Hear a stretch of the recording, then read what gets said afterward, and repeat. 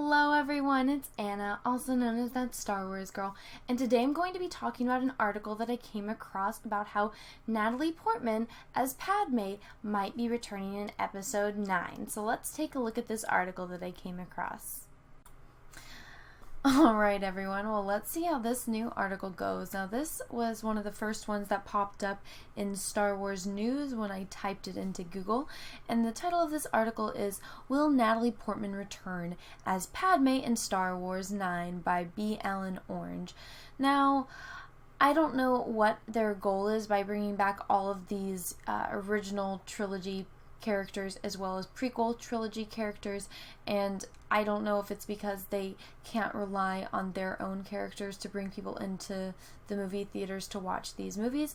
And the only thing I can think of by having Padme in the movie is if she is going to relate to Darth Vader, and if, you know, either they're going to say, oh, you know, Rey's like a weird clone of Padme, since apparently they're bringing in clones, or something with Vader and Kylo, which I sincerely hope not, but let's give this article a go. After the last couple ones that I've read, like, there's not much more that's going to surprise me in the things that people will make up to get you to read headlines, and that's exactly what I'm doing. So let's see how this goes.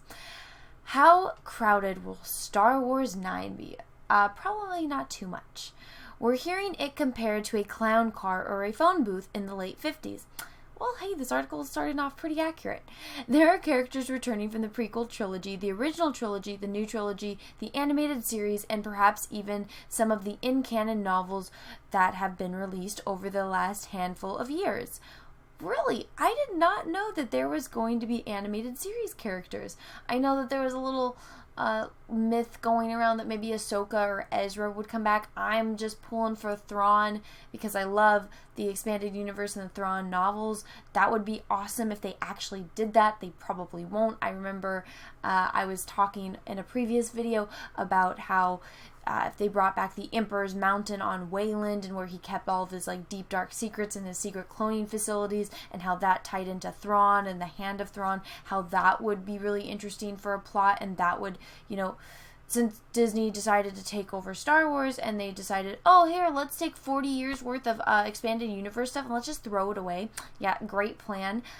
If they brought that back, that might, you know, instow a little faith from the fan base that they've just been bashing on this entire time. So if they brought back some of that stuff and made it work, with the plot, it could be good. But with the way that they're doing it, I mean, I don't think they've ever read a Star Wars novel, so I don't have too many high hopes for them. But apparently they're full on, you know, with, oh yeah, let's let the past die, but let's bring back all the characters that we knew were going to sell.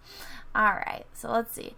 Where was I? New trilogy, blah, blah, blah, blah, blah. Plus, J.J. Abrams is adding 8 new peg warmers to the mix. Yay.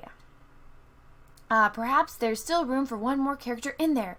It sounds like Natalie Portman may be returning to reprise her role as Padme Amidala. Well, I'm pretty sure Natalie Portman is not about to sign on to do another Star Wars movie, especially with how they're going. I mean, she had signed on a contract to do the first prequels, and from what I heard about her and Liam Neeson both saying that it probably ruined their acting careers, but they were able to, you know, get out of that little nugget that they signed their souls away for.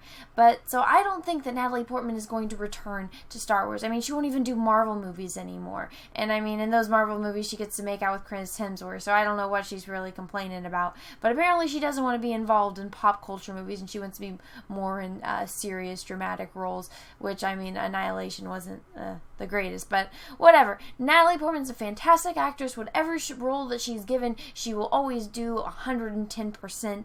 So if she did come back as Padme, I would not looking forward to her performance, but unfortunately with the people that are in charge of Star Wars, they wouldn't even write her character correctly or even give her, they probably butcher her character just like they butcher Luke Skywalker, and I don't think I can put up with seeing that again. Only this will be a cameo. Alright. And she'll have 0 dialogue. Oh, great. let's say that we want to, you know, do strong, empowering women, but let's not give them any dialogue, and let's do a cameo. That is great. Unless you want to count the noises she makes when Anakin is choking her to death. Okay. or reading that sentence, I thought that was going in a completely different direction. But, alright, so basically we're going to get to see scenes, and it's probably not even, Natalie Portman's probably not even going to have to redo it. They'll probably just use footage from when Anakin is killing her. Like, that's great. That's great. Alright, well, yeah, domestic violence, let's support that. This is a kids movie, remember guys? That's why the writing is so bad. It's a kids movie, but domestic violence, that's okay. Let's show that. Alright. Clone Wars was canceled because it was too violent, but you know what? Let's show Anakin Skywalker choking his pregnant wife. That's great, great, great. It is possible that director J.J. Abrams could be utilizing footage already shot for Revenge of the Sith. Domestic violence, yeah. But it also sounds like there will be a few new shots or angles that weren't utilized in the movies. Oh my goodness, they're going to use a different angle? Is there going to be a lens flare because it's J.J. Abrams' movie? I bet. It is easy to digitally de-age Natalie Portman. Well, she hasn't aged much anyway. And she doesn't look much older than she did back in 2005. I would agree with that statement. She is aging very well. When the final prequel sequel came out, they could also CG the entire character without anyone really noticing. It's a Star Wars movie. Everyone is going to notice everything. I want to let you know that right now. Just like the Ghost was CG through the huge portions of Ant-Man and Wasp. Well, I didn't watch that, so I can't. Now, spoiler alert, apparently. Where everyone thought they were looking at a human actress. Well, I'm pretty sure. I mean, I can tell the difference between a CG person and a non-CG person. I'm pretty sure most people can tell that there's something off there, but whatever. Apparently, it was a big surprise to everyone. Yeah, the technology keeps getting better and better every year. I will agree with that. And J.J. Abrams is going to be utilizing some state-of-the-art VFX that are only now being perfected. Well, yeah, usually they have to make different programs per movie. Like, I think it took over 50 different programs to make the snow that Elsa used in Frozen. I mean, you make it because you need it. If you don't know that you'd need it, you're not going to make it. I mean, that's just kind of how special effects work. Alright. It's long been known that J.J. Abrams plans on connected... Wait. It's long been known that J.J. Abrams plans on connecting all of the past Star Wars movies. Get an editor. In this final installment of the Star Wars saga. And that includes integrating prequel continuity. What? Okay, I'm sorry. I'm severely dyslexic, but I know when connected is supposed to be a different word. But yeah. I'm sorry. I'm very dyslexic, so excuse me for not reading this correctly. I'm going to feel dumb after I'm done when I'm editing this video and it pops into me what the word actually is. There is a ton of pressure on J.J. Abrams to get this perfect. Well, yeah, I mean, since he kind of handed the trilogy over and got screwed over by freaking Ruin Johnson, yeah, there is a lot of pressure to fix this. It needs to be... It needs to resonate with old and new fans alike, and the hope is to bring back the sheep that have fled the flock following what may be considered a disastrous installment with The Last Jedi. It is a disastrous installment, and the fact that you're calling a sheep, let me just explain to you something about sheep. Sheep, and there's actually a very good book where they talk about this. It's called The Alchemist. I'm blanking on his last name, but he wrote it. It's a very great book. You should go look into it. And they actually talk about sheep because the main character in that book starts off as a shepherd because he wants to travel, and then he's explaining that sheep are not the brightest bulbs, and you could start butchering your sheep, and you'll get to, one of the last few sheep, and the last two sheep that are still alive will barely be registering that the rest of the sheep are dying. So the fact that you're comparing Star Wars fans to sheep, that's pretty insulting, considering that you're trying to be an author or a writer on Star Wars news. You should really pick your words more wisely and get an editor. But yeah, the installment, The Last Jedi. Yes, that was a very horrible movie. Nobody ever needs to watch that again. It needs to be burned, and we need to all just pretend that it didn't happen. Alright, Star Wars needs to feel like an authentic Star Wars movie. Yes, it does. And semicolon, not a period. And he needs to do something special with all of the main characters. He also needs to make this is a very long run-on sentence. You can't just, so right here, it's supposed to be a semicolon because you cannot start a sentence with and. I'm not sure if you are a native English speaker, so if you're not and you don't know how to write, it's not your first language is for writing, I do apologize. I'm very severely dyslexic, so I understand, but I am a bit of grammar. I get on that.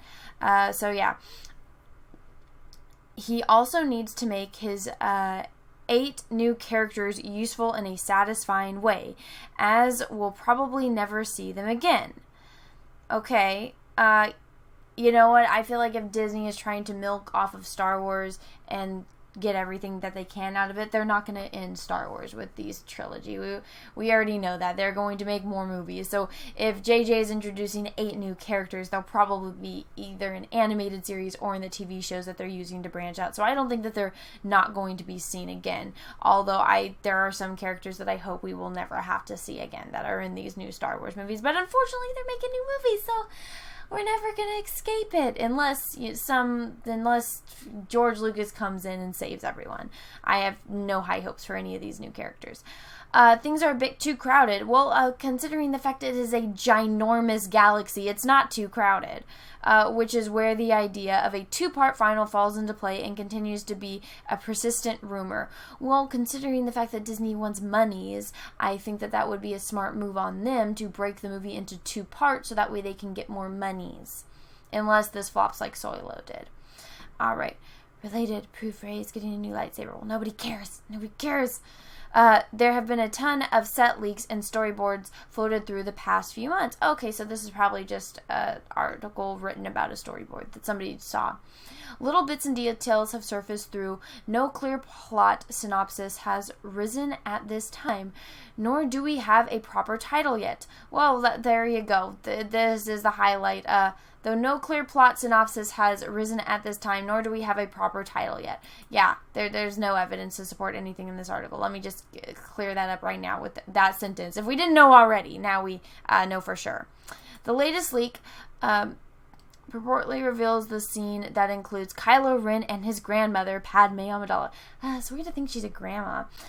This moment will incorporate what has become known as the World Between Worlds, a time travel device utilized in the episode of Star Wars Rebels, created and established as canon by Dave Filoni, who has been working closely with all the Star Wars directors to ensure the continually flows free through the tight over everything with Star Wars stamp on it.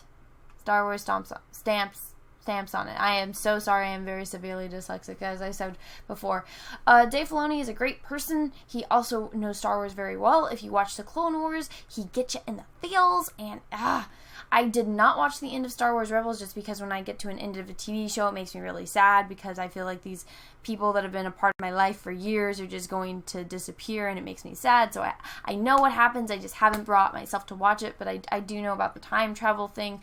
I made a video previously about how time travel, that's just kind of a cop-out. I know that they used it. It was done well in Star Wars Rebels, but with the track that J.J. Abrams uses, it's kind of just a cop-out for him, so I don't think... I mean, I would be more understanding if The Last Jedi was a dream as compared to if it was time travel.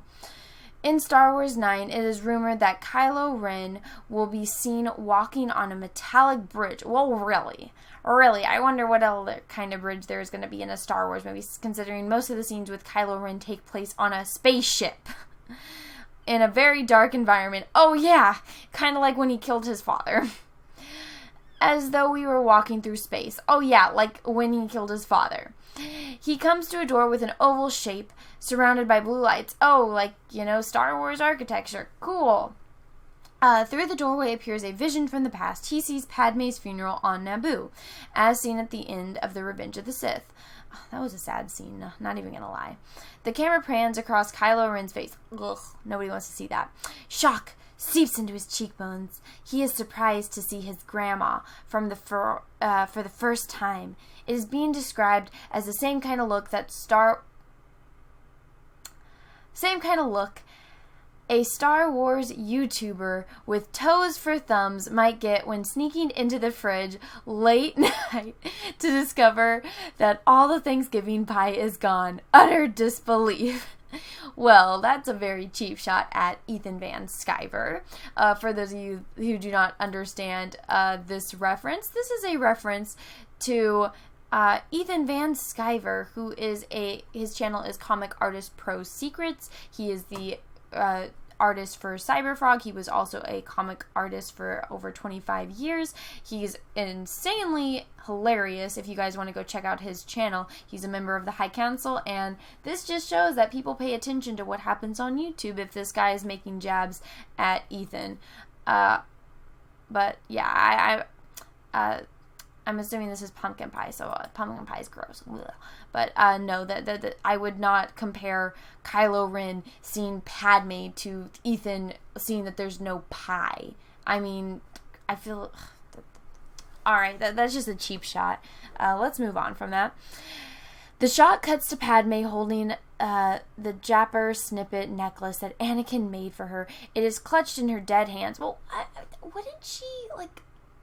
They usually burn people in Star Wars, but I feel like, how do they preserve their bodies? Like, wouldn't she have decomposed by now and it'd be all gross? Like, I mean, if you want to say that they did, like, some kind of, freezing mechanism, I feel like Anakin would have found a way to bring her back by now. Or if it's, like, a tomb and it's, you know, they kind of cast it so it's, like, it looks like her, but it's not because she's underneath the tomb thing and it shows the necklace. That might make sense, but if it's just... But then again, if it is like a force projection or whatever, that still doesn't make too much sense. But whatever. At this point, nothing in this thing makes sense. Alright. It is clutched in her dead hands. Kylo Ren looks down and sees the same or similar necklace locked in his own tight grip. What? How did he get it? He does not deserve that necklace. There are blurry shots of Anakin choking Padme. Oh, lovely. Again, kids' movie. Kylo witnesses the infancy of Darth Vader before the suit. It is not... Oh, he's going to witness his grandfather that looks up to. I don't like sand. Now, this is pod racing. It's not quite clear how Kylo Ren feels about this. It doesn't appear that Kylo inserts himself into the space-time continuum. Alright. Star Trek! Star Trek! What franchise are you in? The space-time continuum. This is Star Trek. You're talking about Star Trek. This is a Star Wars article. I know that it's hard when you have GGAvengers involved in it, but you gotta understand that the space-time continuum is a different thing and it is part of a different franchise. Of the past Star Wars mythology to manipulate events that have already happened. This is stupid. This doesn't even make sense. You don't even understand the difference between Star Wars and Star Trek. Ezra did so. However, in Star Wars Rebels, when he used the world between worlds to save Ahsoka from receiving, spoiler alert, death blow from Darth Vader, many fans familiar with this time travel device hope that J.J. Abrams will use it to bring Han Solo back to life. Yeah, I would be down with that. I mean, I honestly, I got the feeling that he didn't die, but I mean, how would he have gotten out of there and since the place exploded? But maybe he faked his own death so that way he could come back at the end. I don't know. Maybe that was the whole plot. Like, here, spoiler alert. This is my theory right here, right now. Just because of this sentence. So this article sprouted something good. Possibly. Alright, here's the thing. Han, Leia, and Ben sat down, and Luke, and they're just like, yo, something's going down. There's a Dark Lord of the Sith. Kylo's like, hey, Uncle Luke and Mommy and Dad, hey, like, I've been getting these visions. And they're like, okay, this is what we're going to do. We're going to have you pretend you're going to be on his side. Luke's going to go away. Leia and Han, they're going to, pretend that they're doing other things, but really Han's going to be on this side of the galaxy doing recon stuff for Leia, and he's off by himself, so he can't be tied to the Resistance. So Kylo's in, he's, their spy in the midst of everything, taking over because everyone's like, oh, you're a Solo / Skywalker, you're powerful with the Force, and, Snoke's going to trust you, and so he's getting in with Snoke, and then the way for Snoke is like, hey, you got to prove yourself, you got to get rid of Solo. So Solo comes, and they all kind of planned it out, so they made it, and he did it in front of everyone, but he did it in a way to where, like, even with the camera angle, you can't really see that Han dies. It just gets implied when he falls. You don't see, like, the hole. You would have seen a shadow from the hole when he got stabbed with the lightsaber, but you don't. So maybe it was all an elaborate plan. Han Solo fakes his death so that way Snoke would believe in Kylo Ren being, he's my apprentice. Now he killed his father. Now he's on my team. And so then Kylo Ren moves up the ranks and he gets in even closer with Snoke. And then when Rey comes in, he kills Snoke. No reason why he should kill him. He just freaking kills him, even though he wants to learn from him. He kills him. Doesn't make sense for the path that Kylo Ren is technically wanting to follow. Doesn't make sense yet because he is not powerful enough because he doesn't know what Snoke had to teach him still. So, he kills Snoke, and then he's trying to get Rey on his side. He's like, yo, get in with me so you can be my partner, and we can, take over the First Order and destroy the First Order from the inside. And then, at the end, Han comes back and he's like, hey, that was the whole plot, was, we ditched you, Rey, on the planet because we didn't want you to get involved with this until later because we didn't want Snoke to know about you, too. There we go. Plot. I just explained it. I hope that they use it because that would make so much more sense why all that ridiculousness happened. But they probably won't. But that's my theory that I just came up with right now on reading that. Now let me see the Han Solo back to life. That would make sense. That would make sense as to why, that all the nonsense happened. And then it makes sense why Luke is all hiding because it was all part of the master plan. And then Thrawn can come from the shadows and be like, part of the plan.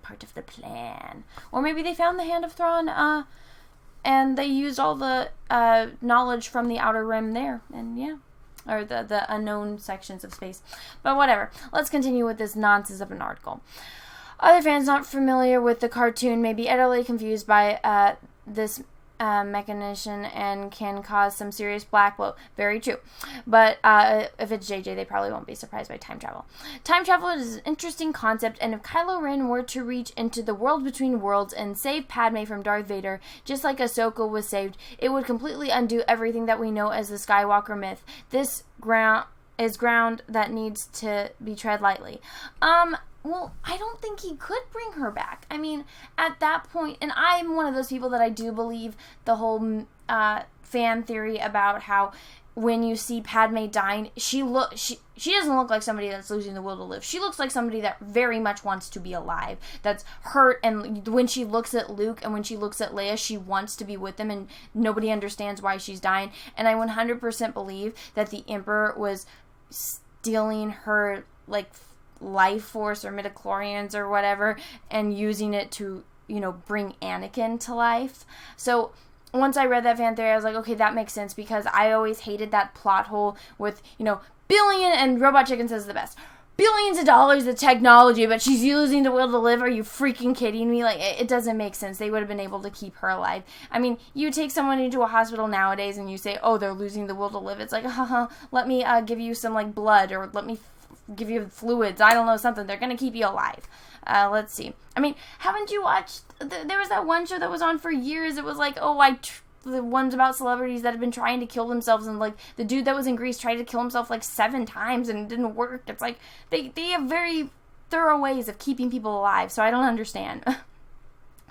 It is unclear if the world between worlds is being used as a lesson for Kylo Ren, or if he is simply utilizing the device to learn more about his family history, divulging into both Skywalker and Solo bloodlines. Will Padme lead to Kylo's redemption, or thirst in his heart further in his direction of the dark side? It was recently rumored that Ezra will be fighting alongside Luke Skywalker and Maz Kanata's big pirate ship in the climactic end battle. What?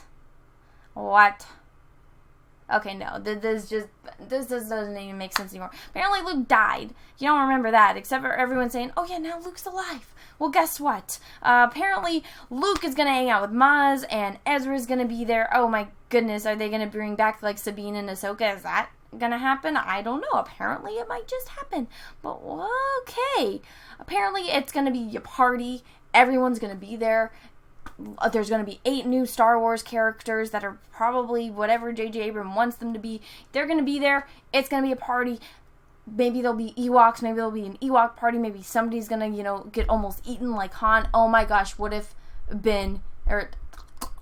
Kylo gets tied up by little furry creatures and they almost roast him? That would be hilarious. Maybe they should make that happen. And everyone will be there. It'll be a party with all of these people. Let's see. Perhaps he has led the characters to the world between worlds. In a previous interview, John Boyega has described Star Wars 9 as the war to end all wars. Really? Where did he say that? Now I need to go find that.